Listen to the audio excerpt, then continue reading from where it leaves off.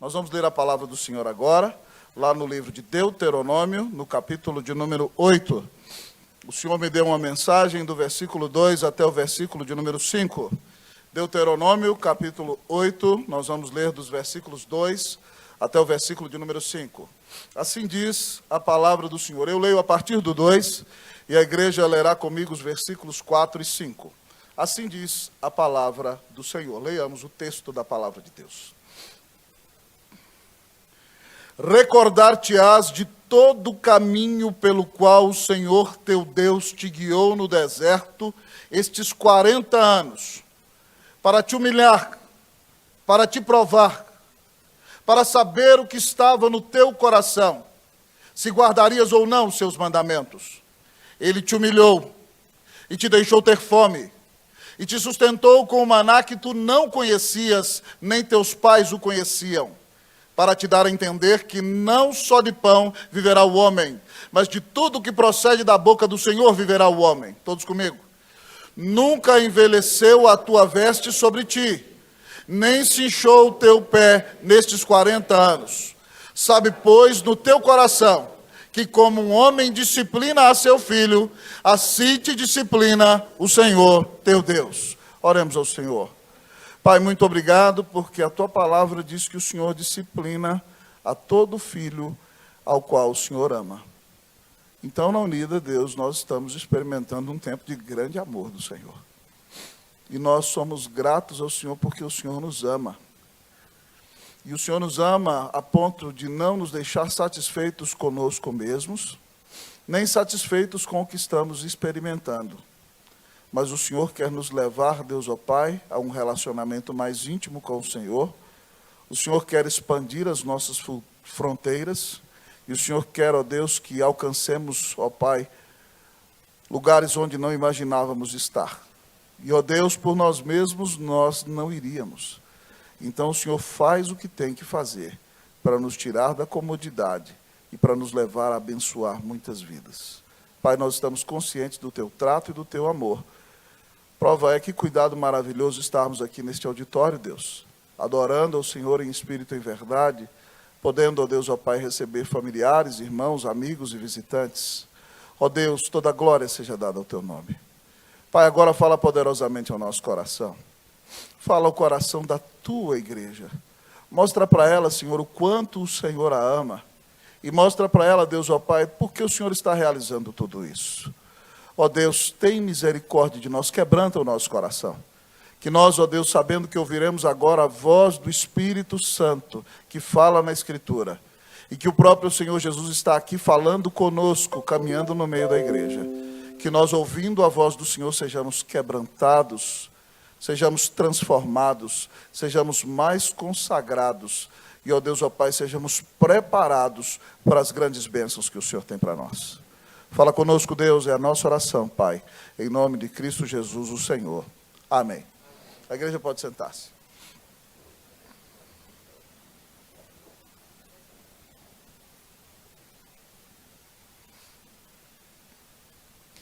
Que tempos desafiadores temos vivido.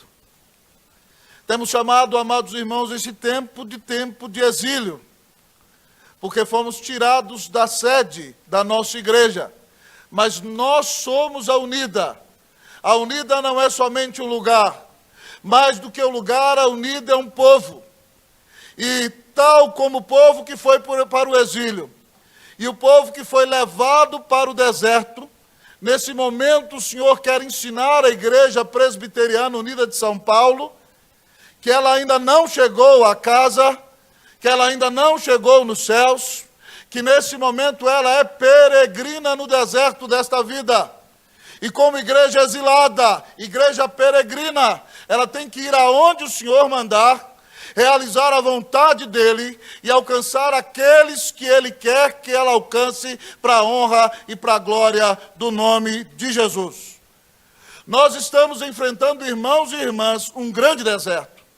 E eu tenho plena certeza, já está acontecendo, que depois deste deserto, grandes momentos virão para a nossa igreja. Mas quando grandes momentos chegarem, nós não podemos nos esquecer desse tempo de deserto. A mensagem do Senhor para a Unida nessa manhã é: não te esqueças do deserto. Nesse texto nós encontramos o povo de Israel. Depois de peregrinar 40 anos no deserto, para que Deus matasse toda uma geração incrédula, todos aqueles que não acreditaram no Senhor, de 40 anos para cima, morreram. Só sobraram Josué e Calebe, que creram no poder de Deus e queriam fazer aquilo que Deus queria, que era conquistar uma nova terra. Todos os que rejeitaram a conquista da nova terra foram eliminados no deserto. Levou 40 anos para que todos fossem eliminados.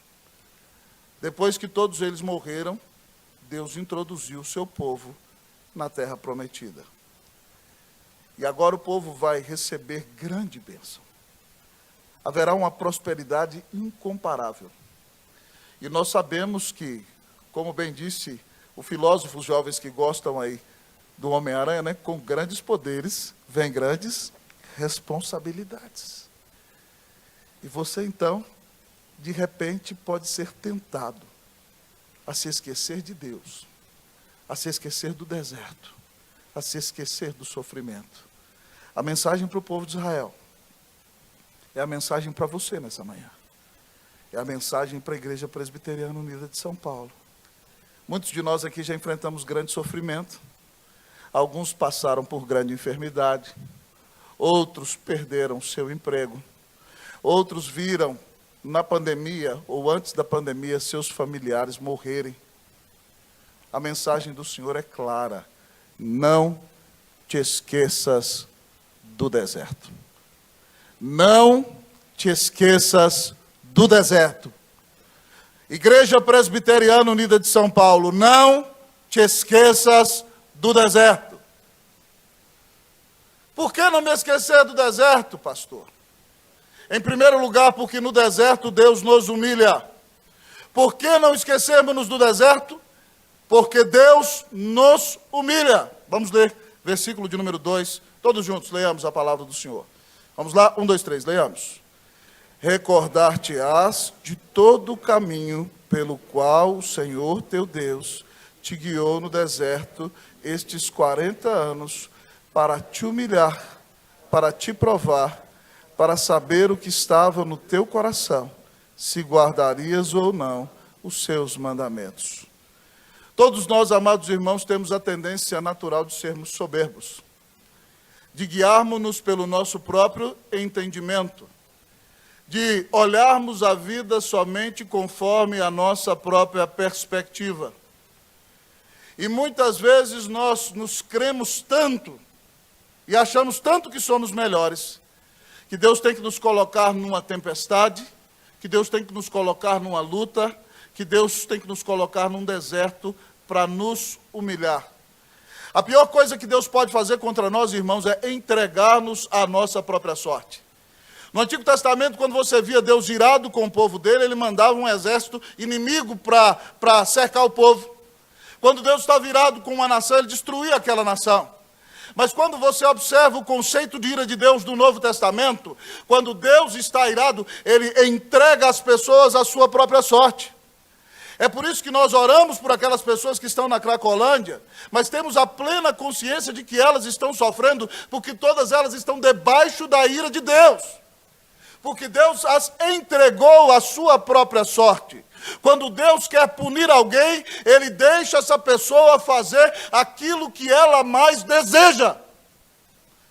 Então, quando Deus não nos deixa fazer o que nós desejamos, quando Ele nos leva para uma situação de dificuldade, quando Ele nos tira do salto, quando Ele bota a nossa cara no pó, quando Ele humilha a nossa soberba, é porque Ele nos ama. Porque para sermos moldados à imagem de Cristo Jesus, nós precisamos ser humilhados, amados irmãos. Todos nós, queridos irmãos e irmãs, de maneira secreta, alguns sabendo, outros não, flertamos no coração com a adoração de um falso Deus chamado comodidade. Alguns o fazem deliberadamente. Outros dizem, não, eu temo o Senhor. Mas teme o Senhor nos seus próprios termos. Até que Deus vem e coloca na sua vida um câncer. Deus vem e te abençoa com o desemprego. Deus vem e deixa morrer um familiar que você ama.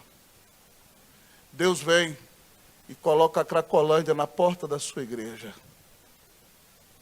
Sabe para que ele faz isso? Para te humilhar, para te provar, para saber o que está no seu coração, para saber se você vai guardar ou não a palavra de Deus.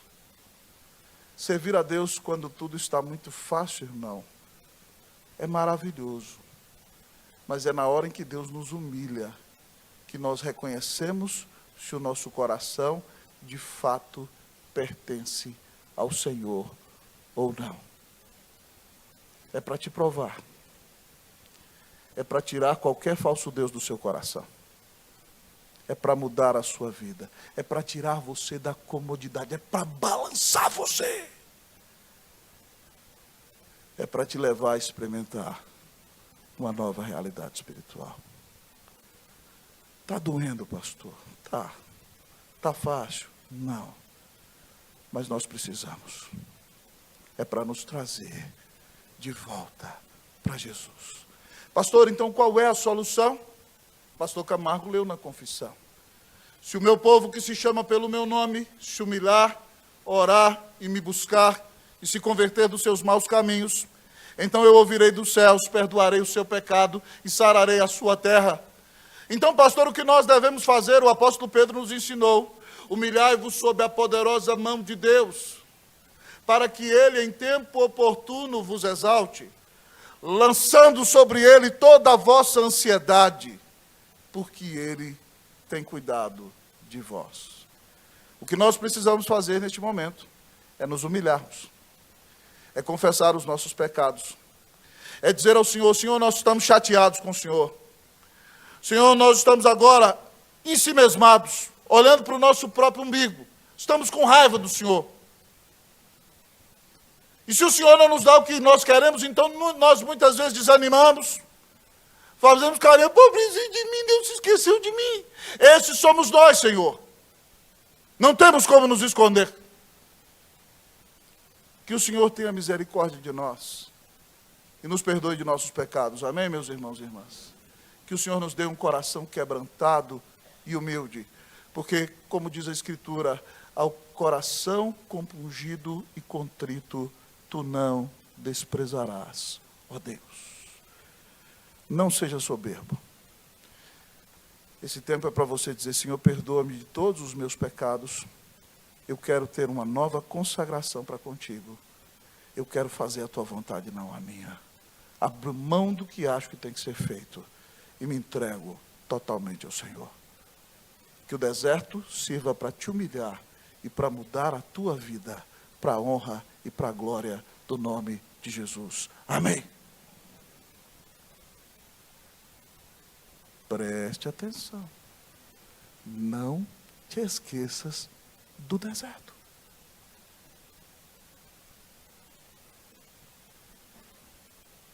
Por que não me esquecer do deserto, reverendo? Porque no deserto Deus nos sustenta. Porque no deserto Deus nos sustenta. Leamos o versículo de número 3. Todos juntos, vamos lá? Ele te humilhou e te deixou ter fome, e te sustentou com o maná que tu não conhecias, nem os teus pais o conheciam, para te dar a entender que não só de pão viverá o homem, mas de tudo que procede da boca do Senhor. Louvado seja Deus. Ele te humilhou. Quem está botando a cara da unida no pó é o Senhor. Ah, pastor, é o diabo. Tem batalha espiritual? Tem, está intensa. O inimigo está batendo, tá, mas preste atenção. O diabo é o diabo de Deus. Lutero dizia que Satanás é um cachorro na corrente do Senhor. Então, quando o Senhor fala para Satanás, pega Rex, ele sai. Mas quando o Senhor fala, vai deitar Rex, ele sai, Caim. O diabo não atua fora da esfera do soberano decreto de Deus. Quem está fazendo isso é o Senhor. Ele te humilhou, te deixou ter fome. Para que ele deixou o povo ter fome no deserto? Para mostrar que não ia ser do jeito que o povo queria. Que o povo tinha que parar de ficar lembrando do Egito. Ah, no Egito nós tínhamos isso. Ah, nós tínhamos isso. Ah, ô povo murmurento. Deus mandou para eles o maná, diz o texto, que eles não conheciam. Você se lembra quando Deus mandou o maná? O povo estava reclamando que não comia carne, que não comia as coisas do Egito.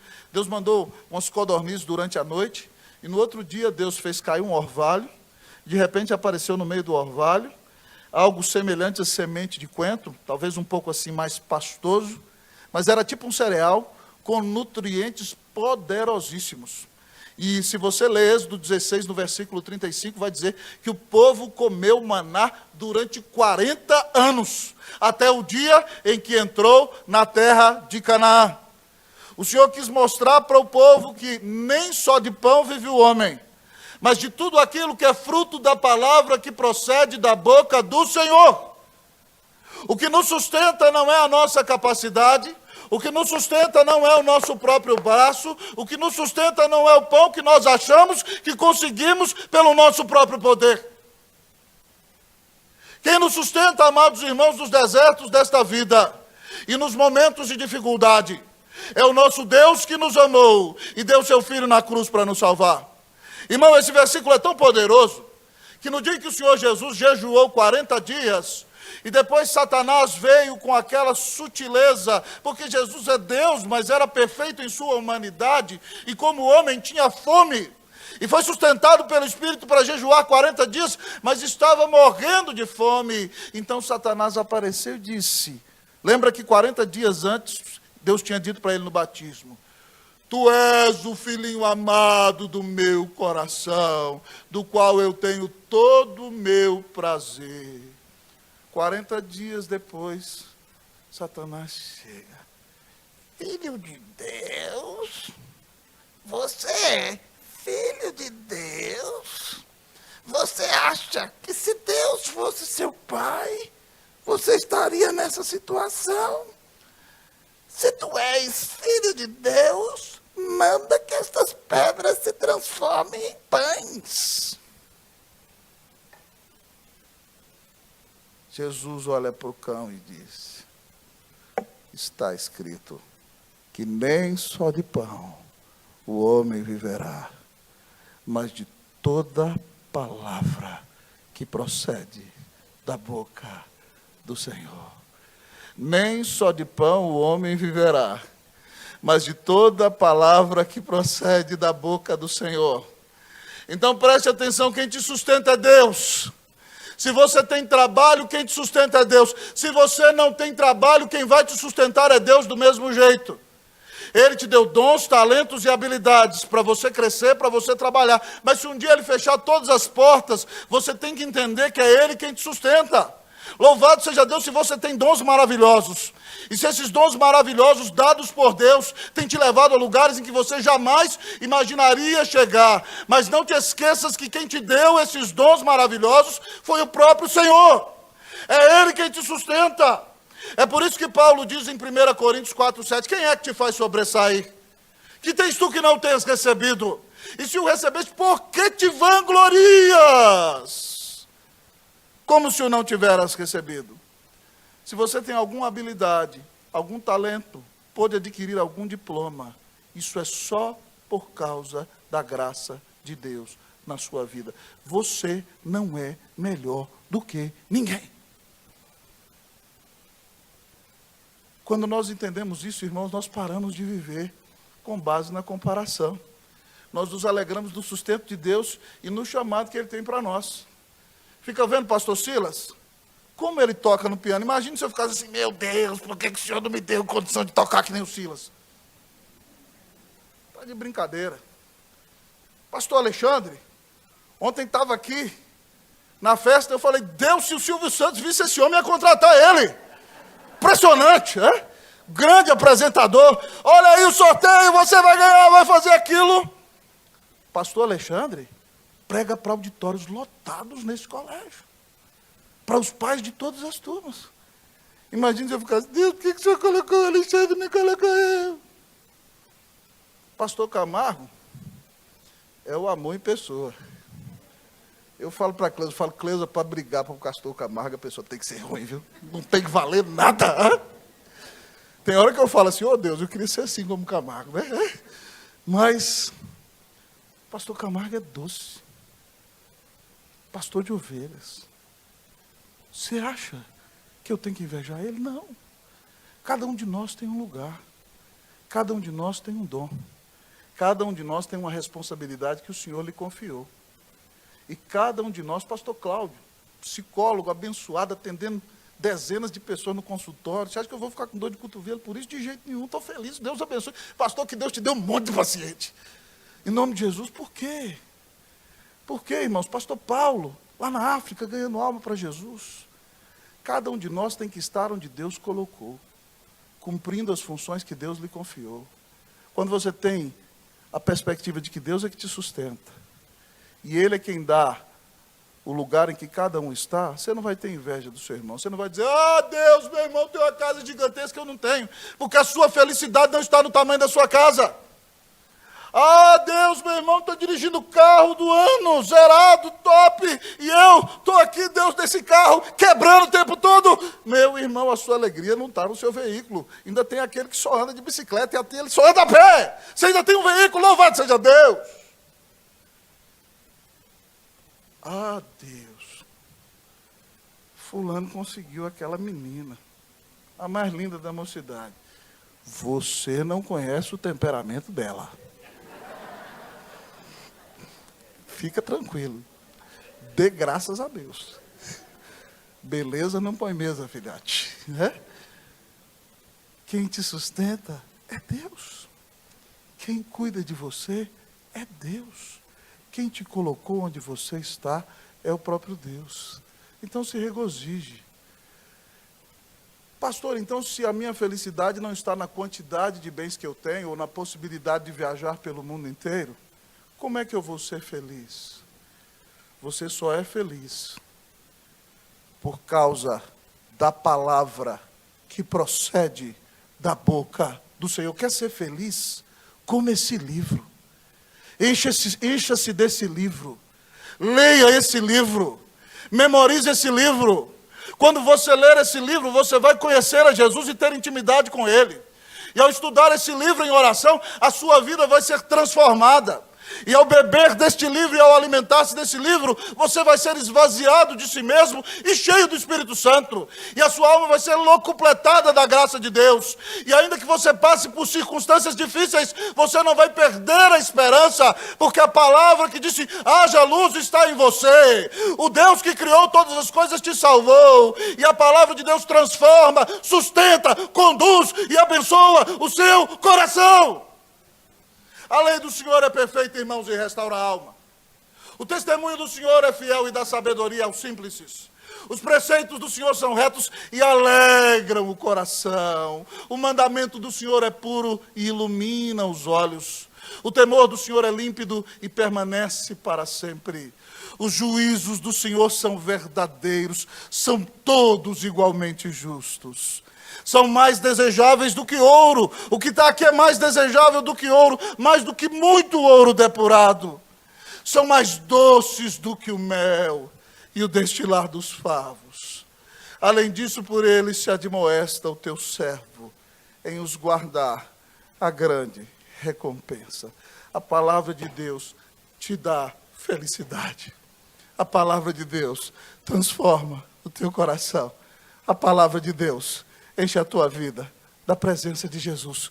O Nido Deserto veio para te fazer entender que você só vai viver por causa da palavra que procede da boca do Senhor.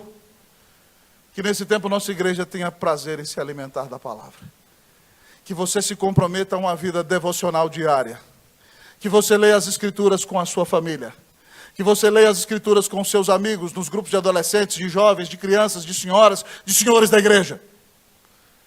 Esse é um tempo de se voltar para a palavra, porque Jesus se revela nesse livro. E é por meio dessa palavra que nossa igreja continuará a ser sustentada para a honra e para a glória do nome de Jesus. Que você ame a palavra, ame ouvir sermões bíblicos, medite na palavra, memorize versículos, seja transformado por essa palavra, porque é por meio dela que Deus vai te sustentar em todos os momentos da sua vida. Que Deus te encha de amor pela Escritura, que Deus te encha da Escritura, que Deus te transforme pela Escritura. Amém, meu irmão?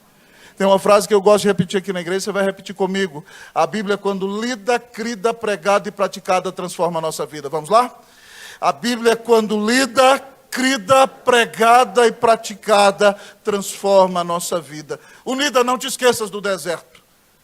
Deus te trouxe para o deserto para transformar a tua vida por meio da palavra dele. Que Deus transforme a nossa vida em nome de Jesus. Amém.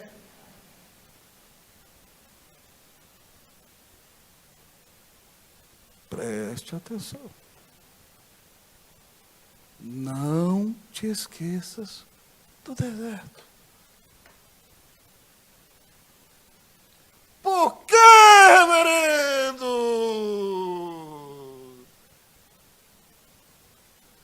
Não te esqueças do deserto.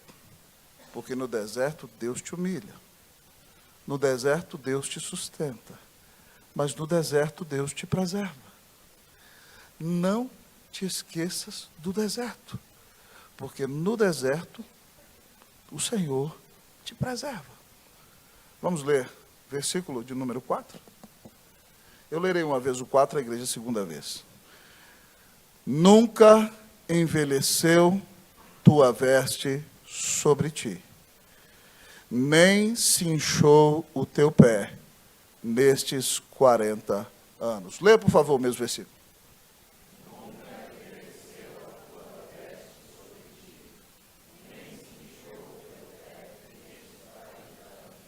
Fala sério, irmão. Uma roupa durar 40 anos? Tá de brincadeira?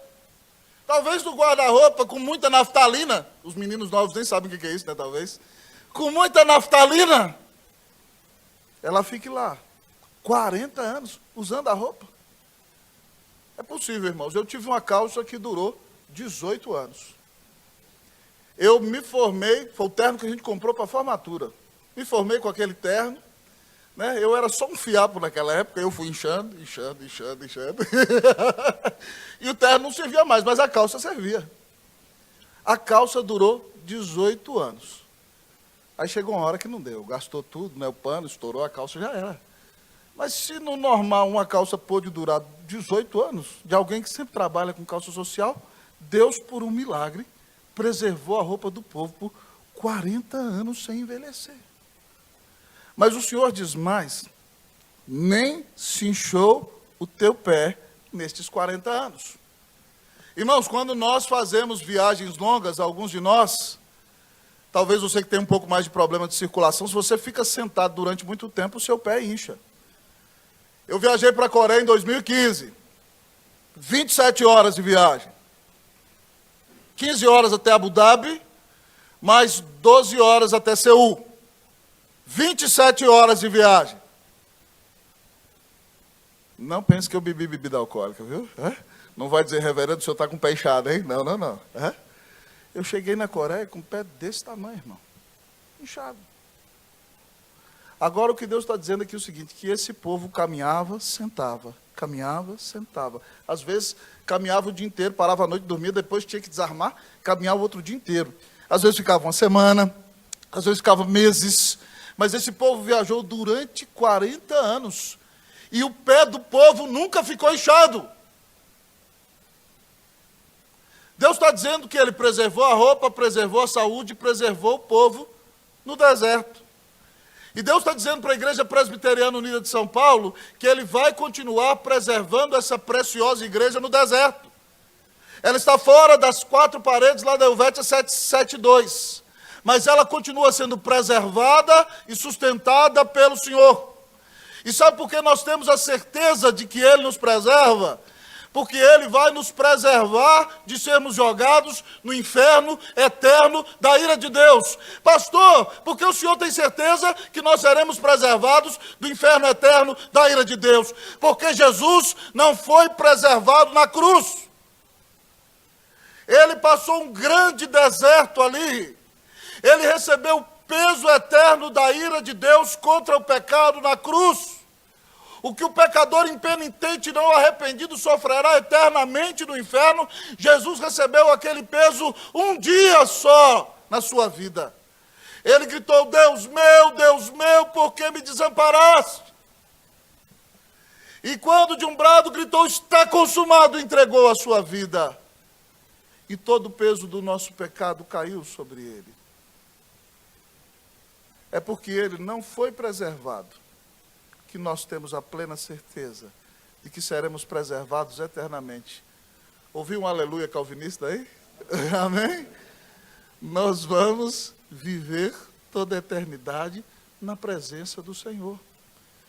E Paulo nos assegurou: se ele não poupou o seu próprio filho, antes por todos nós o entregou, porventura não nos dará graciosamente com ele todas as coisas?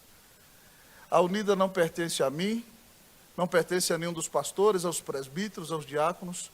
A unida de Jesus. Foi Jesus quem comprou essa igreja com o sangue dele. E é ele que vai preservá-la no deserto. E depois dele, para a honra e para a glória do nome de Jesus. Um dos hinos que eu mais gosto do Inário diz: Deus cuidará de ti. Cante comigo, vamos lá? Na tua dor, com todo amor, jamais te deixará, Deus cuidará de ti. Cumprimente o seu irmão que está do seu lado. Fala para ele: bom dia, irmão, bom dia, irmã. Deus vai cuidar de você, ah? Não se desespere. Diga para ele: Deus cuidará de ti, Deus cuidará da unida, Deus cuidará da sua família, Deus cuidará de nós, porque Ele nos amou e deu Jesus para pagar os nossos pecados na cruz. Nós temos a plena certeza de que Deus cuidará de nós, porque Cristo nos salvou. Nós pertencemos a Ele, das mãos do Senhor. Nunca, ninguém jamais poderá nos arrebatar. Portanto, não te esqueças do deserto. Tenho visto muita gente dizer: pastor, por que Deus está permitindo a gente passar por essa situação? O sermão já respondeu com 3 pontos. Fica ligado. Pastor, por que então não me esquecer do deserto? Em último lugar, o texto da palavra nos diz nesta manhã: não te esqueças do deserto, porque no deserto Deus te disciplina. Não te esqueças do deserto, porque no deserto, minha querida ovelha, Deus te disciplina. Vamos ler versículo de número 5. Versículo de número 5, eu lerei uma vez, vocês leem a segunda vez. Sabe, pois, no teu coração, que como um homem disciplina a seu filho, assim te disciplina o Senhor teu Deus. Leia para mim você. 1, 2, 3, vamos lá?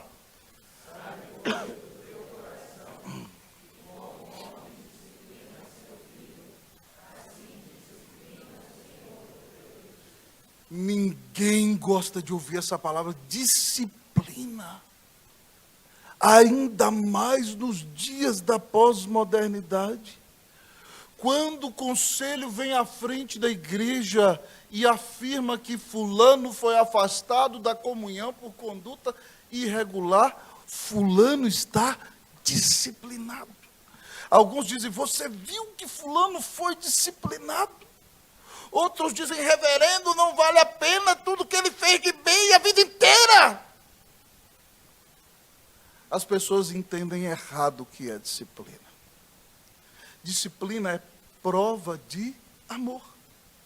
O texto diz aqui que: sabe, pois, no teu coração que como homem disciplina a seu Você odeia seu filho? Quando você corrige seu filho, você faz porque você tem raiva dele? Você quer acabar com ele? Não. Nós disciplinamos nossos filhos porque nós os amamos. Porque nós não queremos que eles se tornem bandidos.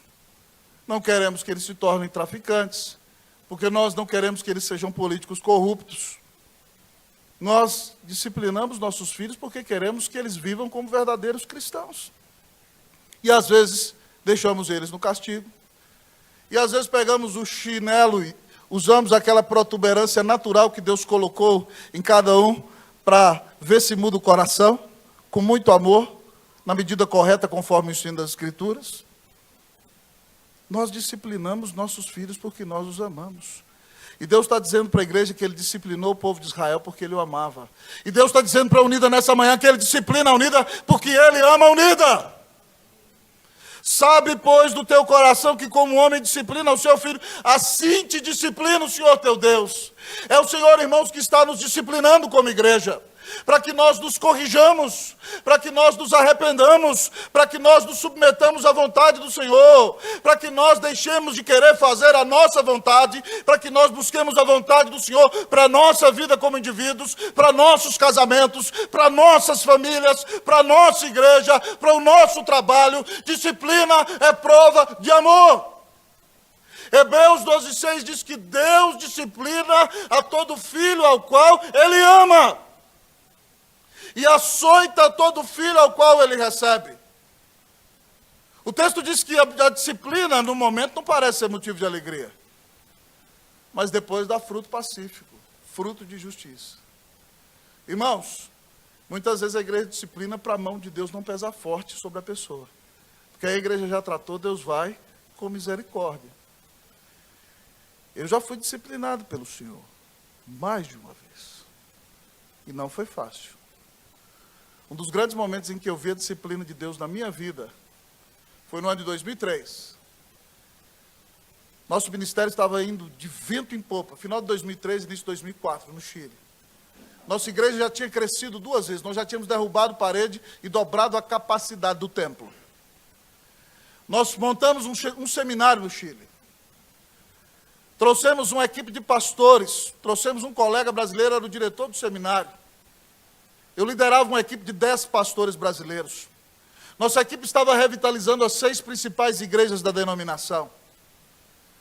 Nós estávamos plantando 5 novas igrejas. Para a honra e para a glória de Jesus, nós formamos 15 pastores em 8 anos daquela denominação. Alguns alunos do seminário, outros formados na sua própria região. Nós vivemos um despertar espiritual. E em setembro de 2003... Cleusa estava grávida do nosso primeiro bebê. E eu fui pregar no Congresso Nacional de Jovens do Chile, em El Tabo, perto de onde está a casa de Pablo Neruda, no litoral. O templo da igreja presbiteriana no acampamento El Tabo é maravilhoso, gente. Ele tem um formato assim de triângulo, as paredes de vidro, e o pregador está aqui, o mar está lá atrás. Se o pregador for ruim, misericórdia, hein? Porque a pessoa vai dormir ou vai ficar olhando o mar. E eu fui para aquele congresso.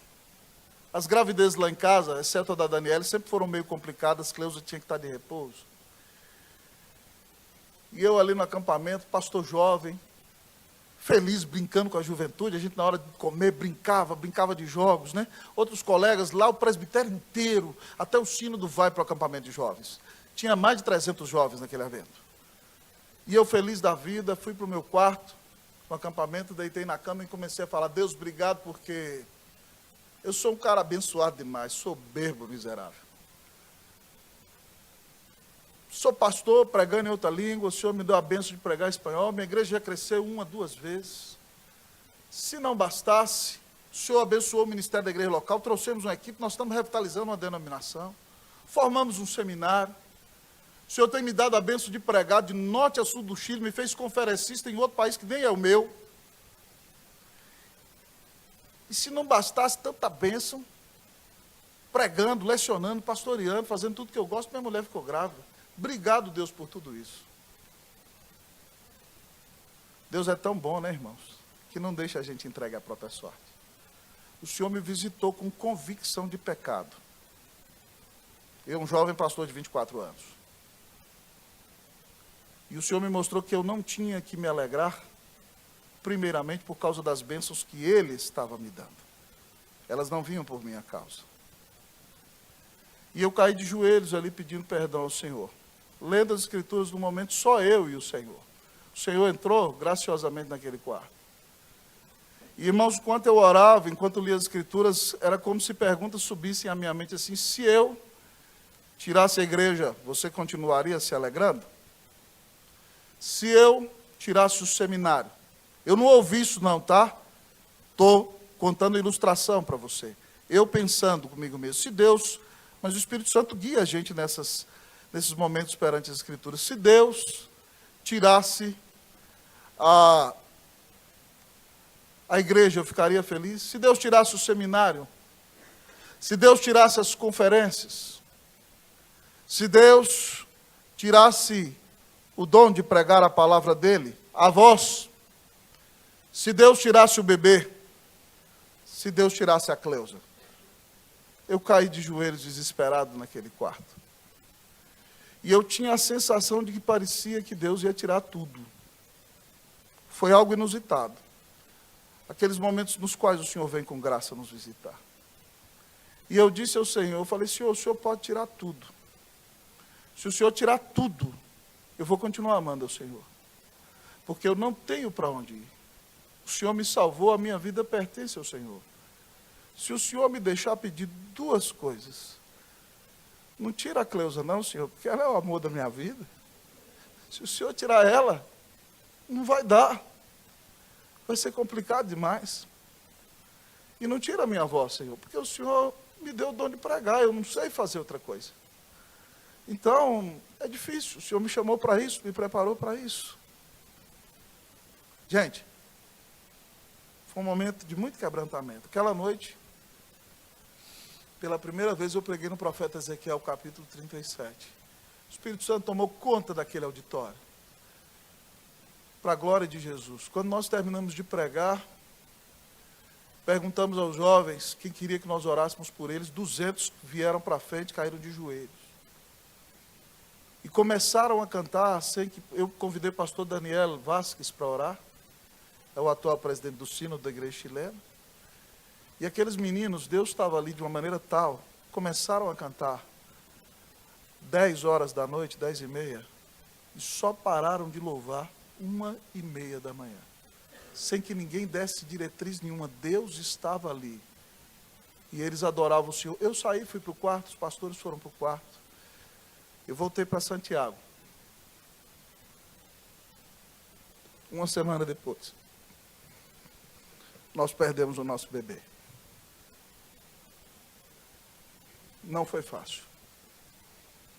Mas Deus usou 2 Coríntios 1, 3 e 4 para falar comigo. Bendito Deus e Pai de nosso Senhor Jesus Cristo, o Pai de misericórdias e Deus de toda consolação. É Ele que nos conforta em toda a nossa tribulação, para podermos consolar os que estiverem em qualquer angústia, com a mesma consolação com a qual nós fomos contemplados por Deus. Deus consolou meu coração. Depois eu voltei para o Brasil. E Deus já me usou muitas vezes para consolar pessoas com essa consolação que eu recebi de Deus. E eu fiquei feliz, 10 anos depois de ter voltado para o Brasil, ao ver uma família que perdeu uma bebê, que nasceu 9 meses, uma semana viveu, e uma pessoa que eu tinha consolado com o texto que Deus me consolou, abriu o texto que consolou aquela pessoa. Falei: Deus, quão maravilhoso o Senhor é. Mas não foi fácil. Depois eu fui olhar, Deus tirou a igreja, Deus tirou o seminário, Deus tirou as conferências do Chile, Deus tirou o nosso bebê, graças a Deus me deu mais 3, senão seriam 4. Deus deixou a Cleusa e deixou a voz, glória ao Senhor por isso. Mas Deus nos disciplina, porque Ele nos ama. Nós precisamos ser quebrantados. Então esse momento, irmãos, que a Unida está vivendo, é uma grande prova do amor de Deus. É para que nós dobremos os nossos joelhos e clamemos ao Senhor que abra os céus e desça, e derrame sobre nós bênção sem medida. Não murmure, não reclame, se volte para o Senhor. Ore e diga: Deus, me ajuda a aprender o mais rápido possível, para a honra e para a glória do nome de Jesus. Não te esqueças do deserto, porque no deserto Deus te humilha, Deus te sustenta, Deus te preserva, Deus te disciplina. Você não vai para o deserto do inferno, porque Jesus sofreu o deserto que você merecia sofrer na cruz. Então, nessa manhã, arrependa-se dos seus pecados e creia que nunca ninguém amou você como Jesus te ama. Ele morreu na cruz para te salvar. E se você crê nele, você é perdoado de todos os seus pecados. Você tem a vida eterna. Você tem paz com Deus. Você tem um lugar garantido nos céus. Você é declarado justo no tribunal de Deus. O Espírito Santo vem morar no seu coração. E você passa a ter comunhão íntima com o Senhor. Você não vai passar o deserto no inferno, porque Jesus te amou e deu a vida na cruz por você. Porque Ele te amou. Não te esqueças do deserto. Porque no deserto Deus te humilha, no deserto Deus te sustenta, no deserto Deus te preserva, no deserto Deus te disciplina. Faz tudo isso porque te ama e quer fazer de você alguém mais parecido com Jesus. Que Deus nos abençoe nesse tempo de deserto, em nome de Jesus. Amém.